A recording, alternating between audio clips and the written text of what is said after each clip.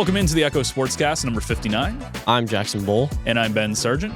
NDA Sr football finals took place last Friday as the Trojans took on the Barons, and it was the Barons that went on to win. We have highlights from the Barons' back-to-back repeat championships and reaction from head coach Ryan Desbiens and MVP Mathieu Desbiens. Playoffs started in junior girls basketball as Chippewa hosted Franco in a quarterfinal as teams prep for the semifinals next week. On the volleyball courts, quarterfinals were also happening for the senior boys as Scarlet played Mattawa and Franco took on West Ferris. We have highlights from the Bears' straight set win over Mattawa. Last weekend was also the Scarlet and Gold volleyball tournament as we have updates and results from the event. All of that and more on the way, but first a word from today's lead sponsor, Homewood Suites by Hilton North Bay.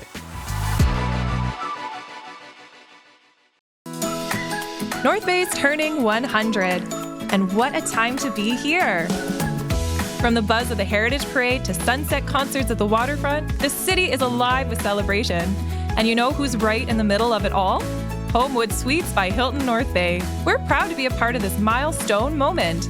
Whether you're coming home from a family reunion, planning a gathering with friends, or just simply making the most of everything the Centennial has to offer, our doors are open. Stay in a spacious suite that feels like home, with a full kitchen to cook in, room to relax, and a space to unwind after a full day of fun. Are you hosting something bigger? Our event spaces and amazing local partners like the Grand and Stock Transportation make it easy to bring people together. Best of all, they're just steps from the action. The fireworks, the food trucks, the music, the laughter, it's all right here.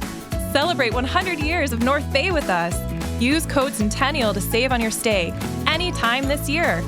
Be at home with Homewood Suites by Hilton North Bay.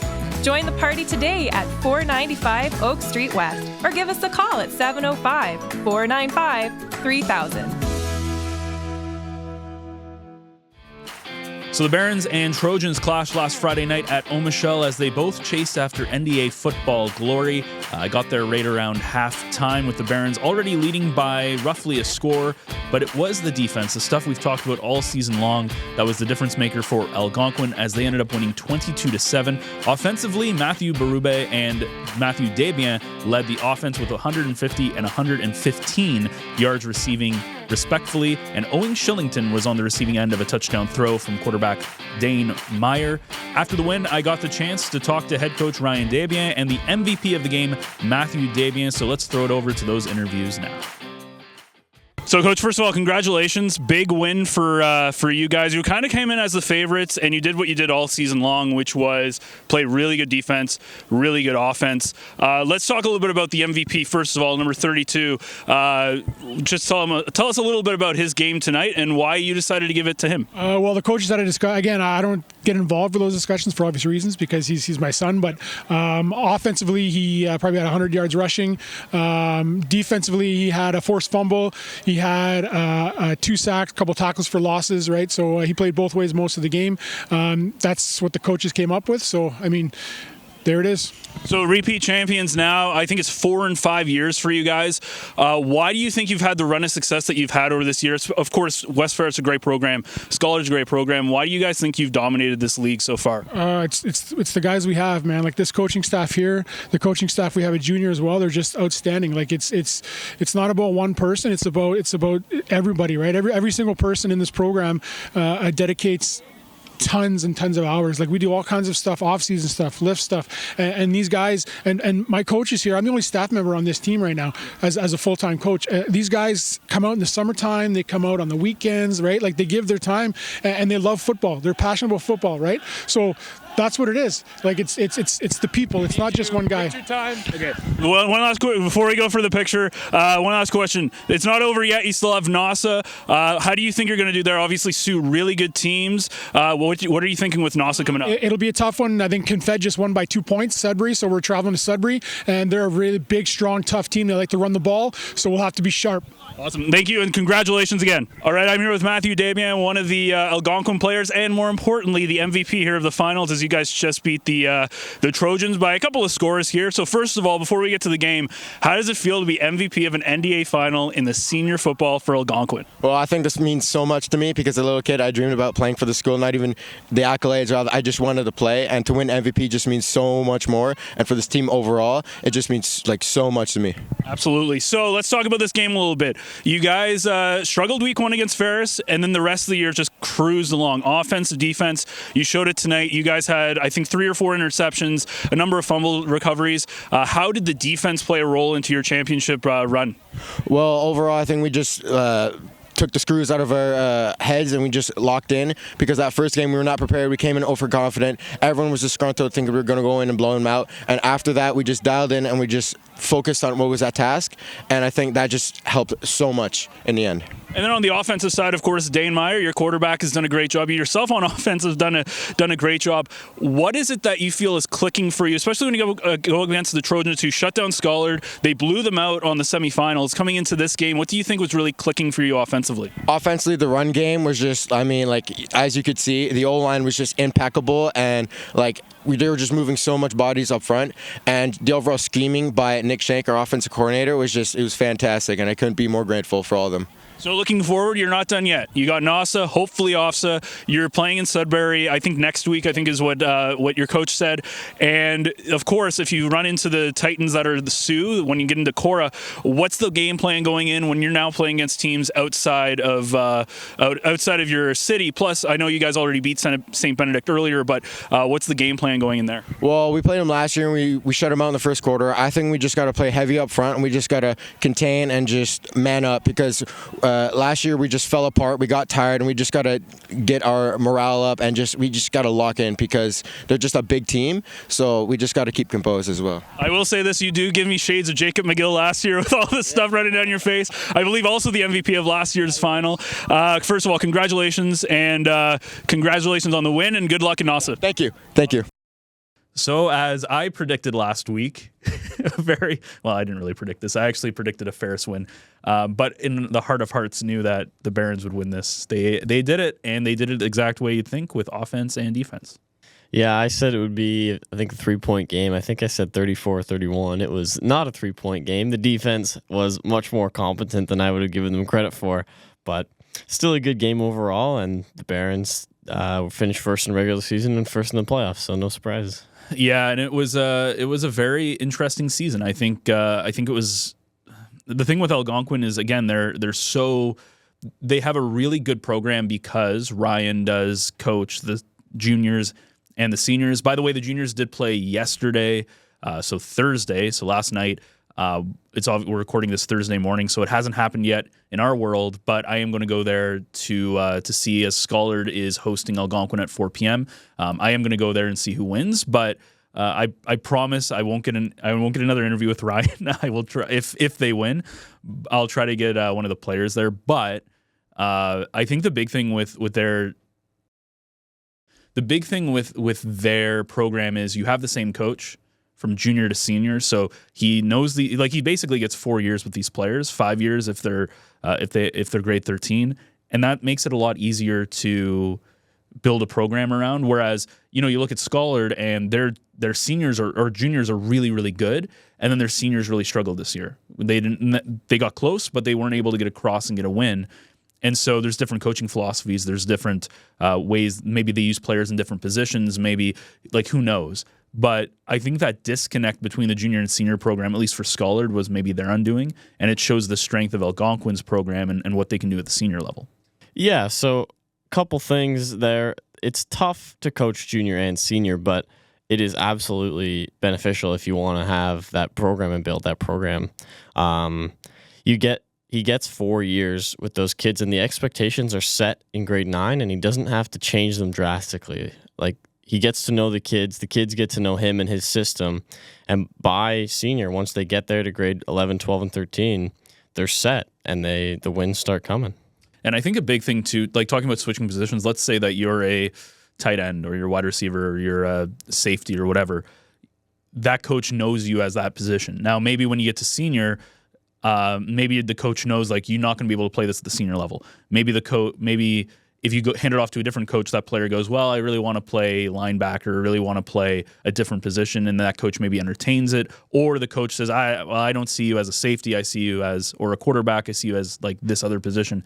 That could turn things out of whack. I'm not saying that happens. I have no idea what goes on internally, but there is an advantage of, as we said, knowing those players year in, year out over the course of their whole time. And now Algonquin's won 4 out of 5 championships.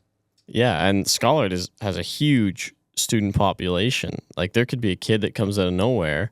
You could play grade 9 and grade 10, and then all of a sudden there's a basketball player who gets a growth spurt going into grade 11, and he's a better safety than you are now. And that's just how it goes. But he doesn't know the system or anything like that. Yeah, and also when you look, one of the things that I find funny is a lot of people talk about, it's unfortunate it's only a 3-team league, which is absolutely true. It's not great. But I was thinking about this the other day. I'm like, even if Chippewa comes in, even if like a Northern or Franco or whoever else decides to put in a team, you're not going to immediately be really good. So what's going to end up happening is it's still going to be a 3-team league with maybe a 4th or 5th team that aren't super strong. So outside of being able to play games, I don't know if it's incredibly beneficial to see another. No, it would be great to see like Chippewa build it up, but there would definitely be some growing pains to whatever school would come in and be able to have that program until you have a competitive 4-team season. We kind of saw it this year where it really was a 2-year race between, or a 2-team race between Algonquin and Ferris for the most part. Yeah, it's tough. It's so tough to like start something back up especially where a team is so dominant. It's similar in the hockey loop where it's difficult to get teams like Franco had a team 2 years ago, and that was the only year they had a team. They don't have a team anymore, and because it's just so tough to penetrate that league. And we see this like again. I do the Trappers. You probably know that if you've watched the show lately. But that's another great where like the Trappers in that great North U18 league, they destroy it. Like they shouldn't be in that league because they are way too good. Like they're perfect this season. They haven't lost a game. They crushed. Who do they play? Timmins like 11-1 on last Sunday. Like they're just, when you watch them, the speed and everything that they play, and that's kind of the same thing that can happen in these leagues when you have one team that dominates. Now, thankfully, like West Ferris Algonquin was a really good battle, but yeah, it's it will be interesting going the further years because West Ferris does have a really good program and they have the pieces in the right spot. It also got really chippy. That was one of the things that I didn't say in kind of like the report part of things. They got into there was a lot of pushing and shoving happening, like almost like fights breaking out. It was crazy. Like the coaches had to come out on the field and kind of like tell everybody to stop as the game was ending. So, a lot of people talk about the Ferris-Scarlet rivalry. I actually think like the Algonquin-West Ferris rivalry in football is way bigger right now. Absolutely. I think they see each other in the bigger games a lot more these days.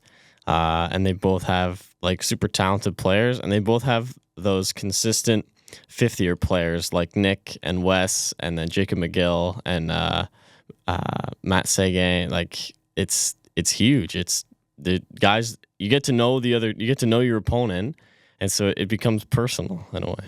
And Scarlet has a chance next year too. There's probably going to be a lot of turnover on both rosters, on both the Barons and Trojans. So Scarlet has a chance to come in and be strong next year, I think too. Like they have some building blocks there, and if they can take what they've done on the junior side and really get it going on the senior side, I think they're going to be a favorite next year. Depending on who feeds up from Algonquin from junior to senior. But speaking of the seniors, though, they do play tomorrow, which is Saturday, in Sudbury against Confederation at NASA. That's at 1 p.m. So if you find yourself in Sudbury, they are playing there. We'll hopefully have updates on that as well. And I believe the winner goes to the Sioux to play, I would assume, Cora, which is the team to beat in NASA if you want to get to OFSA, which it's tough because they play against Americans. And if you know anything about American football, especially at the high school level, it is a serious thing.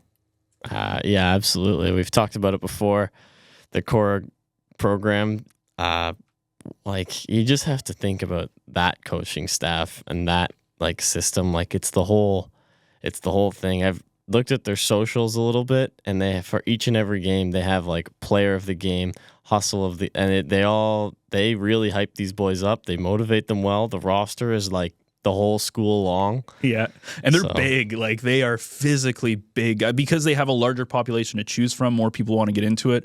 It's tough. They have the physical advantage for sure. Absolutely. But the nice thing is now that football is over outside of the juniors, which will have one more, I guess, football kickoff kind of sportscast next week to finish things off, unless something happens with Ofsted or NASA. We are getting into now the playoffs for the other two major NDA sports that are happening, which started out with basketball. The senior girls basketball doesn't start until next week with the semifinals, but the junior girls did have a single game Wednesday night in the quarterfinals as Chippewa hosted Franco. It was a tight affair and good back and forth basketball. We were there for the second quarter, and it felt like Chippewa had control for the most part with possession, but Franco had a great transition and breakout game, which led to a number of transition points. Chippewa did end up coming away with the win, and they will play West Ferris at the West Ferris gym at 5 o'clock on November 4th. Algonquin hosts Scarlet at 4 o'clock on November 4th in the junior. And then for the senior girls, on November 4th, Scarlet hosts Franco Cite at 6:30, and Chippewa hosts Algonquin at 4. Right now on the junior side, we know that Ferris, I believe it's Ferris and Algonquin are kind of the two teams to beat. So you kind of expect Algonquin and Ferris to be the team in the finals, I think, which we do not have a set in stone date for yet. But on the senior side, of course, we have Chippewa's right there. We've talked about that. Scarlet, I believe, is like the team to beat. So it looks like it's going to be Scarlet, probably Scarlet and Chippewa probably in the finals in the senior side. I think so. Like I said in previous weeks, that Chippewa-Algonquin semifinal game is going to be close. The Algonquin girls won last year, and they're a good team. But Scarlet, Franco's a little weaker this year, so Scarlet shouldn't be a problem to get there to the finals. But it's a three game series. Both Chippewa or Algonquin could take a game off of them, and then it's a 1-game series. You like do or die. But I think Scarlet's the team to beat. Scarlet's the team to beat, yeah. Which is it's funny how when you see the difference between a junior and a senior program, and you see like the evolution of the Scarlet junior team into the senior team, and obviously they, as you said, they are the team you want to go after. Now we're seeing West Ferris. Hopefully West Ferris will have a senior team next year, which would really help with, I think, the competitiveness of that league as well, especially with how good their junior girls are doing. But it is kind of funny, that turnover, because Scarlet, not that they're a bad team, but there's a lot of turnover on the junior side.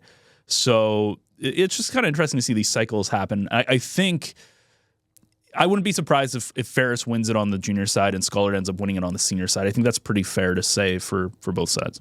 Yeah, those are both the 1 seeds after the regular season, and deservingly so. Like, it could go other ways, but I think that's the way it should go. So Tuesday, I'll try to get to as many games as possible. I don't know if you're going to the Chippewa game because of your sister, but we might have a little bit more coverage there. But yeah, I have to try to skip around because volleyball also has their semifinals at the same time.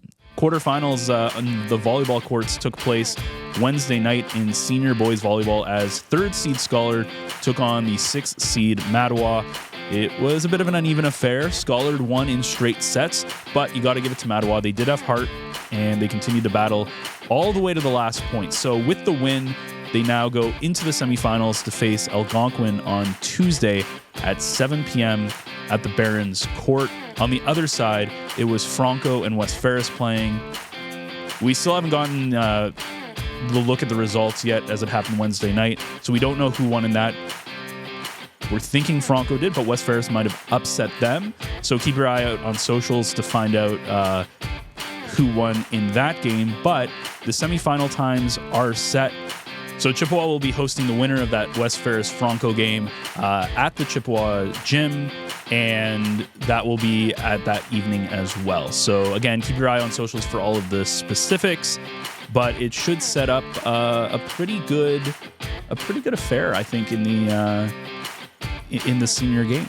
Yeah, we talked about the tight race all year for that second place. It looked like Algonquin ended up getting it, bypassing that semifinal or that quarterfinal game, But yeah, any of those teams could give Chippewa a good run, and that Algonquin Scarlet game at Algonquin on Tuesday at 7 is going to be exciting. It's going to be the game. See, this is where I have to see what games I can get to and what I can cover, because it's literally, they decided to put every game on the 4th. So next Tuesday is going to be a busy day for coverage, but I'm going to try to get to what I can. The junior semis are also, guess what day the junior semis are? November 4th. Yeah, they're Tuesday as well. Both games at 5 p.m. with Chippewa hosting West Ferris and Scarlet hosting Franco Cite. So junior and senior, everybody in action, and I guarantee you it's going to be the same thing for the finals. So, I wish they would have just split it up a little bit more Tuesday, Wednesday night, but it is what it is. But cool thing with Chippewa, though, is Logan Gilpin, their left side, who we talked to earlier on in the year at the beginning of the season. He officially signed with the Nipissing Lakers for, I believe, the 26-27 year. Yeah, that's super exciting, and he signed as libero, which I did not know was his main position. I don't know what that is. It's his primary position. It's the guys in the other colored jerseys, and they come in, they only play back row, and all they do is pass to the setter. They don't hit or serve, ever. Okay, so this is interesting because I'm not a volleyball guy, so this is like, maybe this is good for me and some of the viewers here. So they wear a different colored jersey, kind of like a goalkeeper in soccer. They're in the back. They're on the back half of the court. Always. Because it's what, 2 up front, 3 in the back? It's 3 up front, 3 in the back. Oh, it's 6 people. Okay. It sort of depends on where your setter is because they have to be in the front. Yeah. So even if they're in the back. And then, so the super tall guys, the middles, they, I don't know if it's stereotype or what, but they only play front. Okay. Typically. They serve, and then once they're done serving, they switch out for the libero, and the libero plays their back positions. Oh, okay. And they play on the middle side or the left, like? It sort of depends. You have to start you have to start where you are pre-serve, and then as soon as the ball's contacted, you can move around. Yeah. So it depends on what system you're running, but typically they'll dive around into just the back. So, first of all, is it a difficult position? Extremely. Well, it depends who you ask. Okay. It's difficult to be, probably every position is, but it's difficult to be really good at it. So I guess the question is, would you say that it's a premium position, I guess, on the court? So it's like what I'm getting at is like it's an impressive thing to be signed for. Yeah, okay. Yeah. I would say it's also impressive that he's starting left side for Chippewa right now, the best team, and his primary position is libero, where he doesn't serve or hit. But does Chippewa play with one, or they do? They have 2 liberos that are not him, which is interesting. Okay, that's maybe. Well, I guess they must have depth there then, or something. Too. But that's kind of interesting. They never serve, and they just kind of there. That's super. What about so obviously like setter is like the quarterback in a way. Is that a tough position to play? I think so. Like mechanically, you have to have soft hands and put the ball where you want it to be. But yeah, the decision making, if you want to set outside behind you or middle, or to dump, it's just tough. And then there's like left-handed setters. So if my net is against my right shoulder and I get the ball, if I'm left-handed, I can just smack it over the net. Yeah, which isn't like it's. There's a lot of thought that goes into. Gotta know what kind of, and it all depends on what kind of pass you get. Where you're going to get the ball, do you have to move or not? It's a whole thing. That sounds like a lot. It doesn't remind me of when I played like grade 8 volleyball. Yeah, no. But yeah, it looks like it'll be, as we said, an exciting semifinal. A couple like the Algonquin one is definitely going to be the game to watch. But assuming that Franco won, because again we haven't gotten the results from that game. They played in Sturgeon last night against Ferris. You have to assume that Franco probably won that game.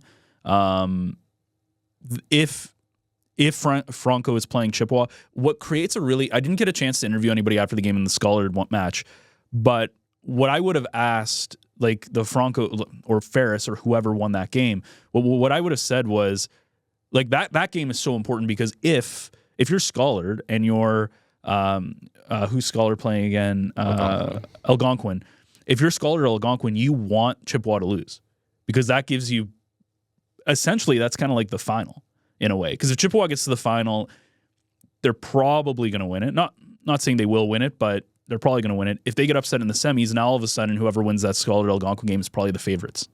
I would agree. Chances are Chippewa's not going to lose 2 out of 3 games.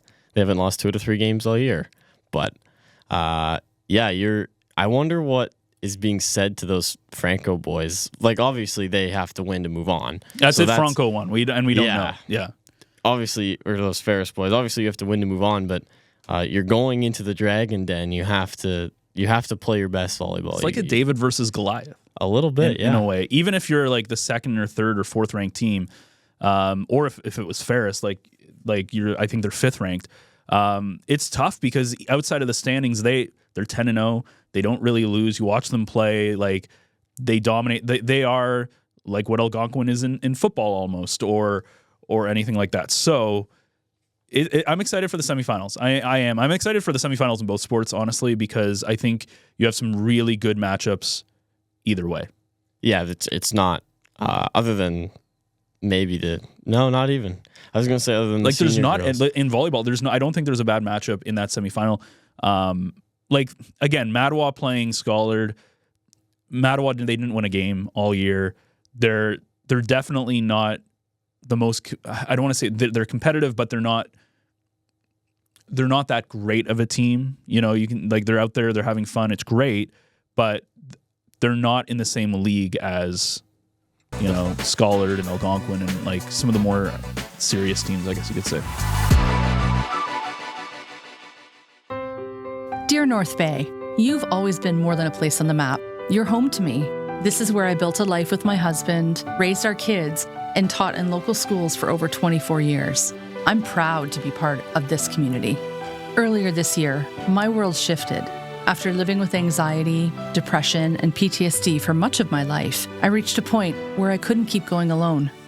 Walking into the emergency department at the North Bay Regional Health Center was one of the hardest things I've ever done. But what I found there changed everything. A nurse who made me feel safe, a crisis worker who truly listened. For the first time in a long time, I felt seen.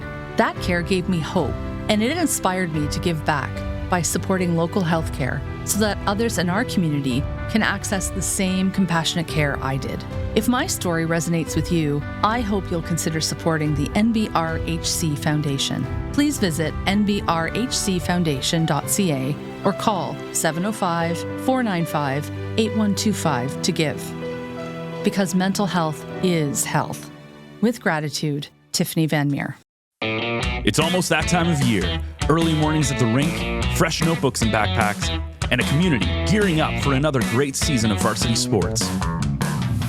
At Source for Sports North Bay, we're proud to be part of it all. Whether it's finding your kid's first pair of skates, gearing up for tryouts, or outfitting your team for the season ahead, we've got you covered. Because here, we're not just a sports store, we're neighbors, coaches, teammates, and fans. And we're proud to cheer you on every shift, step, and stride of the way. Visit Source for Sports North Bay at 1321 Fisher Street and let us help you along your way. So speaking of volleyball, Scarlet and Gold happened. We do have the official Chippewa who hosted it, their Facebook post, but you were also there as well. You got a little bit of footage and stuff, I believe at the Dome. Yeah, I headed down to the Dome on Friday night. I wanted to get up there Saturday. It didn't quite work out. I was playing some slow pitch, and then I just ran out of time, and then the Jays game was on. But I think Kirkland Lake was playing somebody, and it was a decent game when I got there. But the Scarlet and Gold tournament is such a, for me as a Chippewa alum, like such an iconic tournament. 32 teams. Last week I said I didn't know why there were no games at Chippewa. The junior games were very obviously at Chippewa. I just did not even clock that. But fantastic tournament. So officially from Chippewa's Facebook, we do have some results and some stuff. So Chippewa Secondary School welcomed 32 teams from across the province of Ontario to our annual Scarlet and Gold boys volleyball tournament the past 2 days.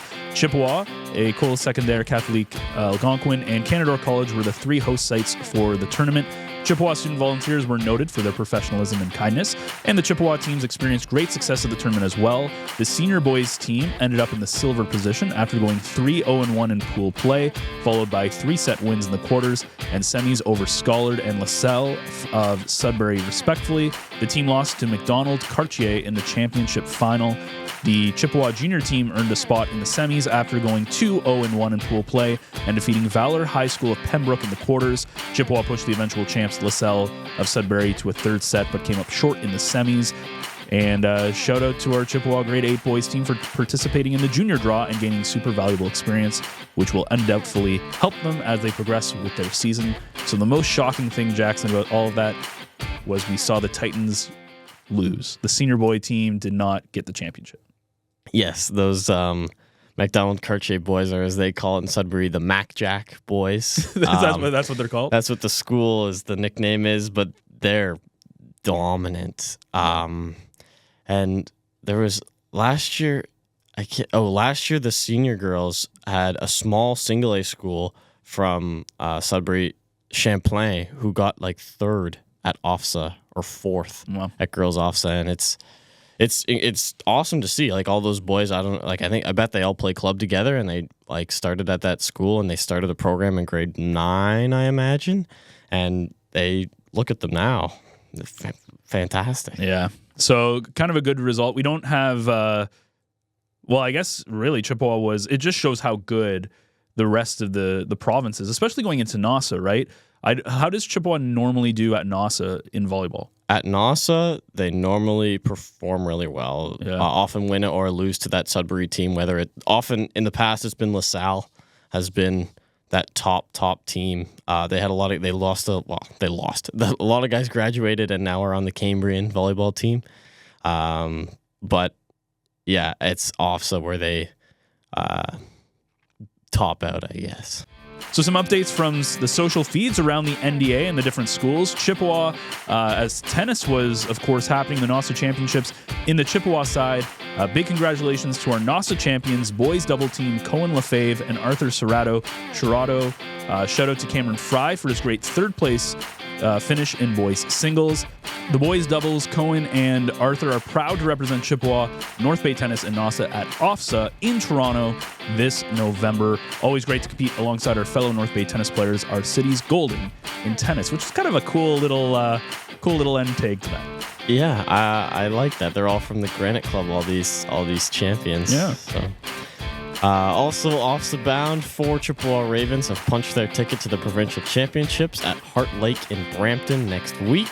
Congratulations to Will Raymer, who finished 2nd in senior boys, Amy Denston, who finished 6th in junior girls, Larkin Allen, who finished 6th in senior girls, and Grace Robertson, who finished 8th in senior girls. That was cross country, by the way, for people who, just because it wasn't written down on the post.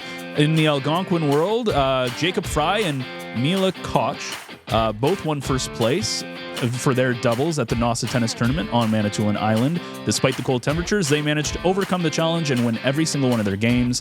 They will proudly represent Algonquin at OFSA in November. Best of luck to both of you.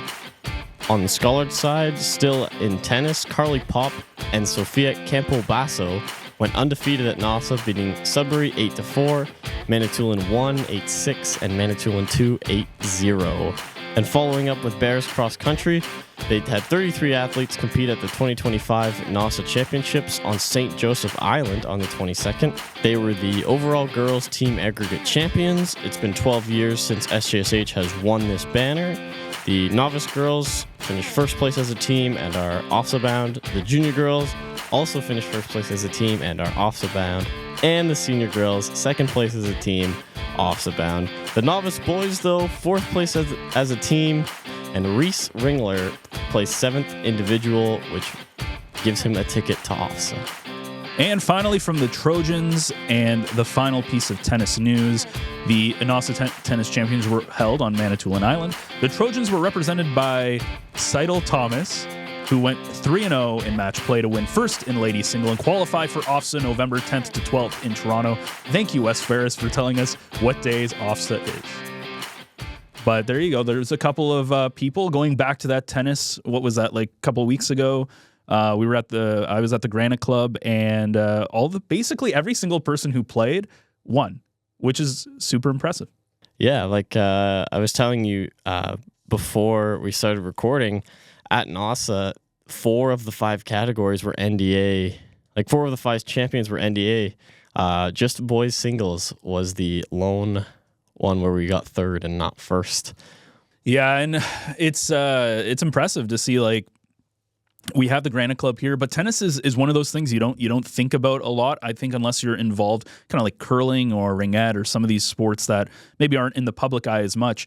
But it shows, like, when I was there was a lot of people playing, and a lot of people who were like, who not just playing tennis because they're like, ooh, cool, tennis. Like, they played in the summer and they lived and breathed tennis for the most part, and it shows. It shows. It was very impressive by everybody.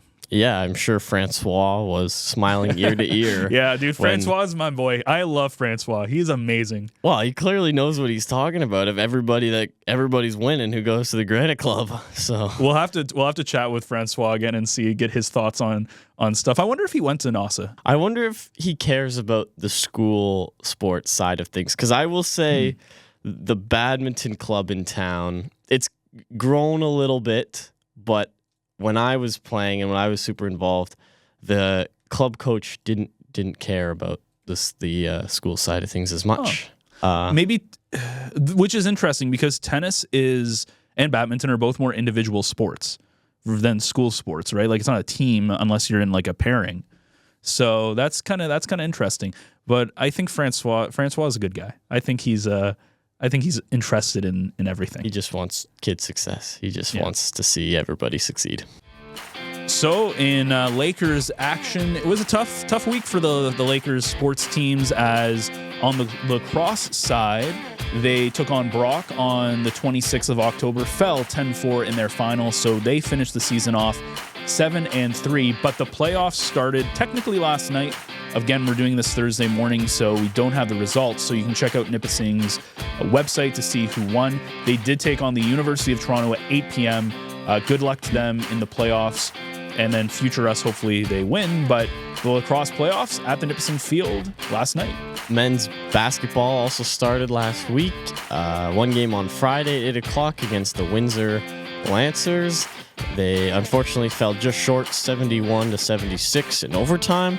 And then on Saturday, hoping to bounce back against Western, they lost 92-103. Coming up tonight and tomorrow, the boys are down in Ottawa. They play Carleton at 8 o'clock tonight, and the University of Ottawa at 8 o'clock tomorrow. On the women's side of things, on the basketball world, they also dropped their first 2 games of the year to Windsor and Western. They lost 82-70 to Windsor and 92-82 to Western. Upcoming, just like the men's, they are playing at Carleton at 6 o'clock tonight, and then the University of Ottawa tomorrow at 6 p.m. The men's volleyball team traveled down to Windsor and played them both on Friday and Saturday.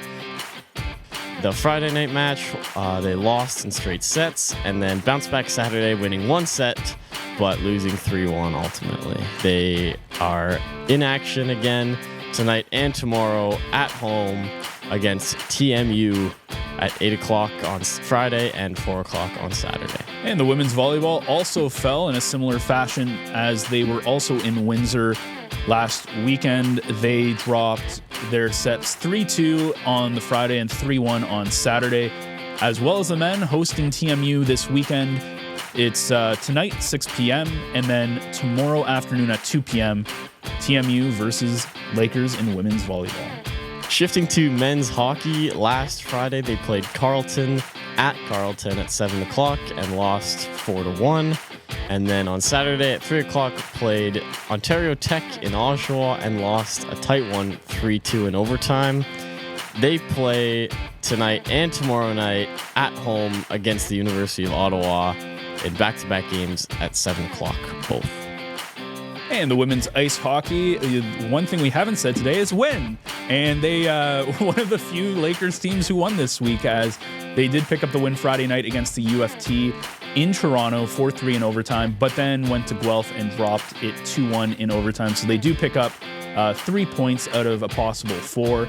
They have only one game this week, and that is Saturday at Memorial Gardens at 4 p.m. versus Brock, and an overall tough week for the Lakers, and also explains when you look at the men's schedule why I'm doing both Trapper games this weekend at the Powassan Sportsplex. Yeah, that would be why. Because it's a lot of traveling. The Gardens is fully booked up. It is, and it was funny too because I was talking to Josh Dale, who's their coach, and they played like 11 straight home games to start the year. And I was like, man, we're doing a lot of home games. It was like almost every second weekend. And he wasn't too happy because you don't get the chance to build the chemistry when you're on the road. And ironically, their first road game is in Sudbury, so it's not really a road game. Though they did have a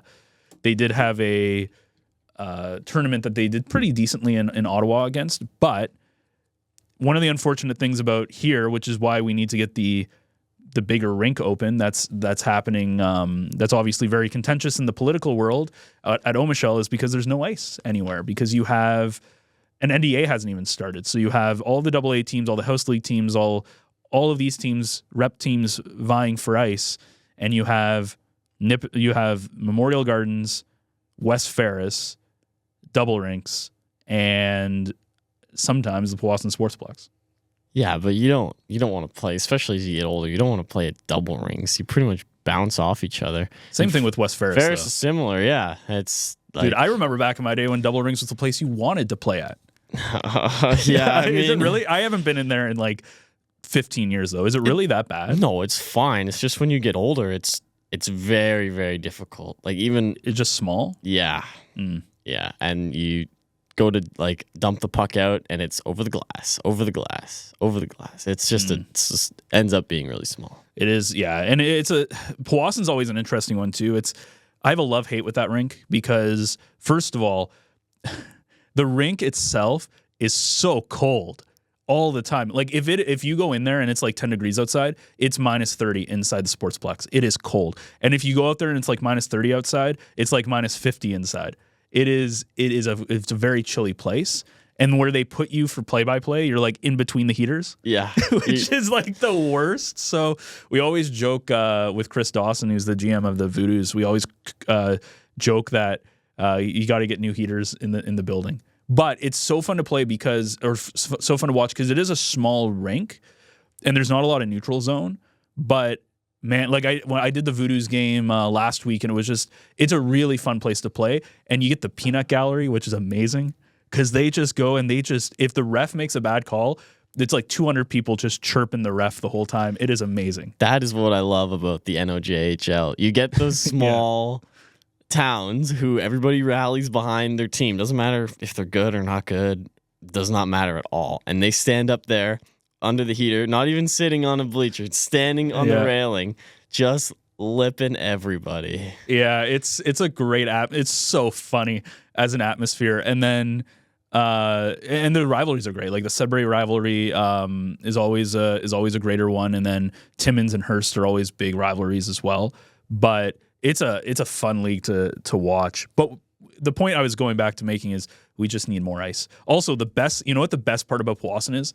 So you know how most people will have some sort of intermission entertainment, right? Yeah.